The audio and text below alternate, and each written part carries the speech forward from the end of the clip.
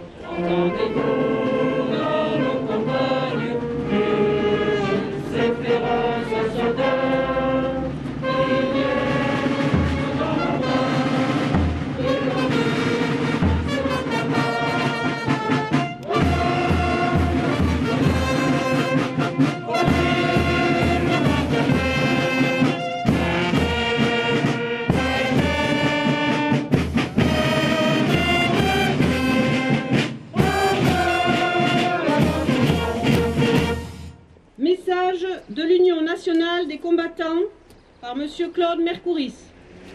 Monsieur le maire, mesdames et messieurs les élus, représentants les autorités civiles et militaires, messieurs les présidents d'associations patriotiques et leurs porte-drapeaux, mesdames et messieurs, nous sommes aujourd'hui devant notre monument aux morts pour commémorer ensemble le 70e anniversaire de la victoire du 8 mai 1945 et rendre ainsi hommage aux vainqueurs de la Seconde Guerre mondiale. Cette année, cet anniversaire de la victoire revêt un aspect tout particulier.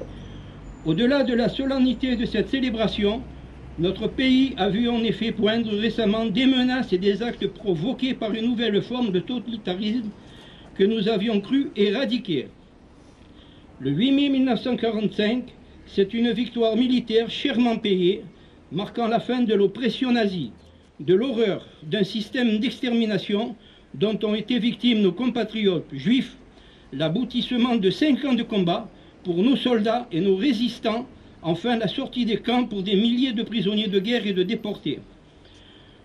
Aux côtés de nos grands anciens de 39-45, nous célébrons ce 70e anniversaire avec une pensée émue pour nos morts, nos disparus, nos blessés et pour tous les êtres chers qui ont traversé, non sans mal, cette terrible période de l'occupation.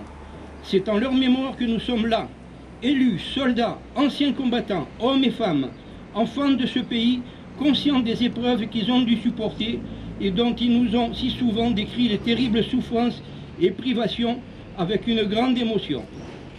Cette victoire, on la doit à la pugnacité d'un peuple qui, accablé par la défaite, a su relever la tête contre l'occupant.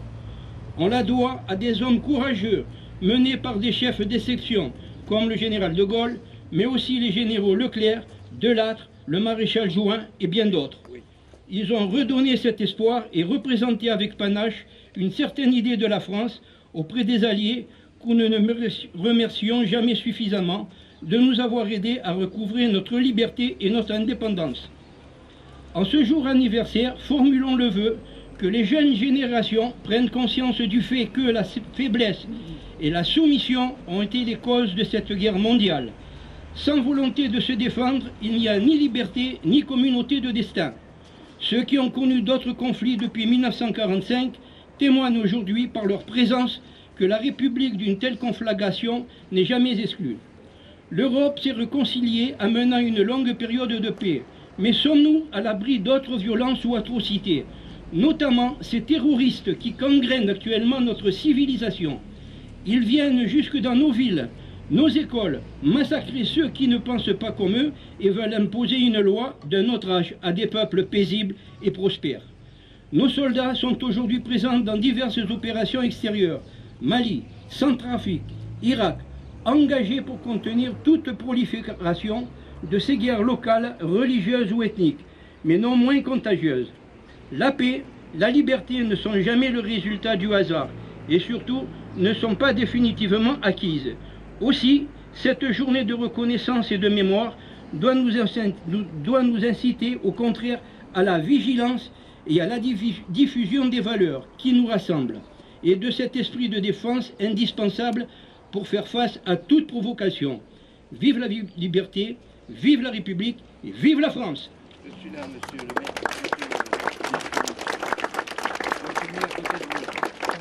Vous pouvez dire un mot au moins sur la campagne d'Italie. Je le dirai tout à l'heure, monsieur. Ah bon. Message de la FNACA par monsieur Fernand Cambra. La France célèbre aujourd'hui le 70e anniversaire de la victoire du 8 mai 1945 qui mettait fin sur notre continent la Seconde Guerre mondiale.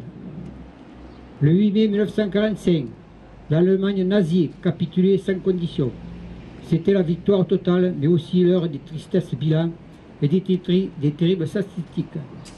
Près de 3 millions de victimes militaires et civiles, dont 10 millions avaient péri dans les camps d'extermination et de concentration. L'horreur était relevée au monde. Le 8 mai à Berlin, le général d'armée de Lattre de Tassigny, commandant en chef de la première armée française, signait pour la France l'acte solennel de reddition. Pour la France, cette victoire du 8 mai 1945 marquait le terme de ses souffrances, le retour de son prestige, le triomphe de ses idéaux. Occupée, meurtrie, pillée, la France avait vu nombreux de ses fils déportés, emprisonnés, torturés, abattus. La victoire dissipait son cauchemar. Par l'héroïsme de la résistance et de son armée, victorieuse aux côtés de ses alliés, la France prouvait au monde qu'elle n'avait rien perdu de sa grandeur. La victoire l'a retrouvée fidèle à ses traditions séculaires pour la sauvegarde de la liberté et de la dignité humaine.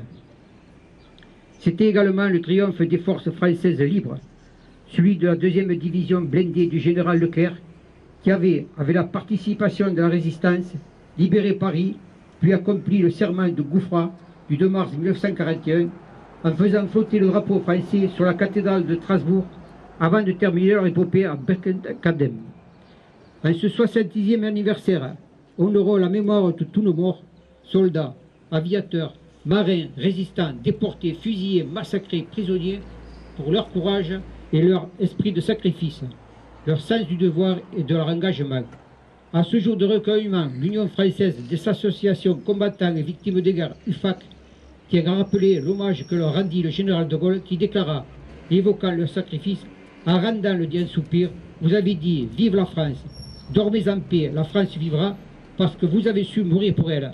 Vive la République, vive la France !» Merci de m'avoir écouté. En ce 8 mai 2015, la France commémore le 70e anniversaire de la fin des combats de la Seconde Guerre mondiale en Europe. Ces combats avaient commencé près de 5 ans auparavant. 5 longues années de privation, de souffrance, d'exaction, de massacres durant lesquels l'Europe fit mise à feu et à sang sous les jougs nazis, des populations adverses et d'autres exterminées. Aujourd'hui, la France se souvient de toutes celles et de tous ceux qui ont souffert, des familles condamnées à quitter leurs terres, des victimes des bombardements, des prisonniers de guerre, des internés, des déportés. La France se souvient aussi de toutes celles et de tous ceux qui contribuèrent à la victoire que nous commémorons aujourd'hui. Toutes ces femmes, tous ces hommes auxquels nous devons d'être libres, tous ceux qui, aux heures les plus sombres de notre histoire, ont choisi au péril de leur vie d'embrasser la résistance. Certains rejoignirent les rangs de la France libre pour continuer le combat aux côtés des Alliés, portant haut, d'Orient en Europe, en passant par l'Afrique, les 3 couleurs nationales. D'autres choisirent de mener sur le territoire national la lutte dans l'ombre. Des gestes isolés qui, dans un même élan, est guidé par un idéal de liberté de ces femmes, de ces hommes, avaient en partage, formèrent ensuite des mouvements et réseaux de résistance. Leur engagement et leur sacrifice nous honorent et nous obligent. Cette année seront parmi nous des milliers de témoins vivants d'une histoire qui constitue notre identité. 70 ans après, leur voix continue inlassablement de transmettre et d'enseigner. C'est à toute cette génération de la guerre que la nation française leur rend hommage en ce 8 mai 2015. Un hommage rendu par la remise d'une Légion d'honneur à plus de 1500 anciens à travers tout le territoire, mais aussi un hommage rendu par la voix de la jeunesse, appelée à participer à cette journée commémorative. En ce 70e anniversaire, souvenons-nous que c'est dans la souffrance d'hier qu'on germe l'incommensurable désir de paix et l'irréversible besoin d'Europe. Souvenons-nous que c'est dans les ruines de cette guerre et au lendemain des traumatismes que fut la découverte de la Shoah, que les peuples trouvèrent la force de construire l'Europe. Souvenons-nous enfin de ce que nous devons à cette jeunesse sacrifiée par la guerre et à cette génération de combattants et de résistants qui rendirent la France sa liberté et sa fierté. Nous devons en réalité plus que la liberté, nous leur devons la paix, celle qui intervient au lendemain de la capitulation des armées nazies le 8 mai 1945. Elle paraît être une évidence, elle est pourtant une valeur inestimable dont cette journée nationale nous rappelle le prix et la fragilité. Monsieur Jean-Marc Todeschini. Ce qui nous rassemble devant notre monument du souvenir est l'anniversaire de la fin d'une des plus grandes tragédies de l'histoire du monde. Il y a 70 ans, les armées alliées recevaient la capitulation de l'armée allemande. La Deuxième Guerre mondiale était finie et le monde barbare qu'elle avait engendré allait entrer dans l'histoire. Les survivants allaient eux tenter de reconstruire un avenir meilleur au sein de leurs pays respectifs. La commune est l'institution à laquelle chaque année revient le devoir du souvenir, l'obligation pédagogique de dire à ses enfants de tous âges, comme la guerre fut inhumaine et comme notre devoir de maintenir la paix est primordial. Le 8 mai, c'est un moment où se raconte partout en France la vie de ces 4 années durant lesquelles notre pays connut la parenthèse de l'occupation.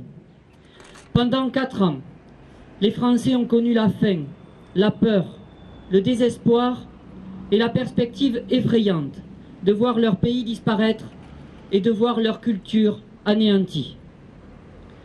On ne peut facilement s'assimiler à ceux qui ont vécu ces années-là, même s'ils sont nos grands-parents ou nos arrière-grands-parents. Je me dois de rappeler aujourd'hui que 11 Bessanais sont morts pendant la Seconde Guerre mondiale. Durant cette période, il ne devait pas être facile de garder l'espoir, d'envisager l'avenir, d'imaginer la vie de ses enfants dans un tel monde, de croire au retour possible de la liberté. Mais graduellement, l'espoir a refleuri. Que d'efforts, de travail, de richesse et de sang il a fallu donner pour vaincre le nazisme et pour reconstruire notre continent. La France n'a pas fourni tous ces efforts, ce travail, ces richesses et ce sang à elle seule. Il s'est trouvé une Grande-Bretagne, des États-Unis d'Amérique, un Canada, une Russie ou encore une Australie pour lui donner les moyens d'être de nouveau libre. Le sens du 8 mai est là, un hommage, une reconnaissance infinie envers ces pays et ces soldats morts pour une liberté qui dure. À cet instant, je souhaiterais rapidement évoquer la campagne d'Italie, en présence de M. Albert Reverdy, qui l'a vécu et qui y a participé. Il a débarqué à Naples en janvier 1944, aux portes de Florence, pour participer à l'avancement de la 5e armée américaine, à la farouche bataille de Cassino et à la prise de Rome. L'action du corps expéditionnaire français fut remarquable sous le haut commandement du maréchal Juin. Cette conquête de l'Italie, souvent oubliée dans les manuels d'histoire, est pourtant le prémisse du débarquement de Provence et de la victoire finale. Il faut transmettre aux plus jeunes le sens de la mesure et le goût de la paix, car léguer la paix que nous avons reçue de nos parents à ceux qui nous suivent est sans contestation l'héritage le plus précieux qu'ils puissent recevoir. Je souhaite qu'il se trouve encore longtemps des personnes pour se réunir autour de nos monuments aux morts afin de partager ensemble la douleur de la guerre et la douceur de la paix. Vive la paix, vive la République et vive la France. Avec les anciens combattants et nos 2 sénateurs, nous allons remercier les porte-drapeaux.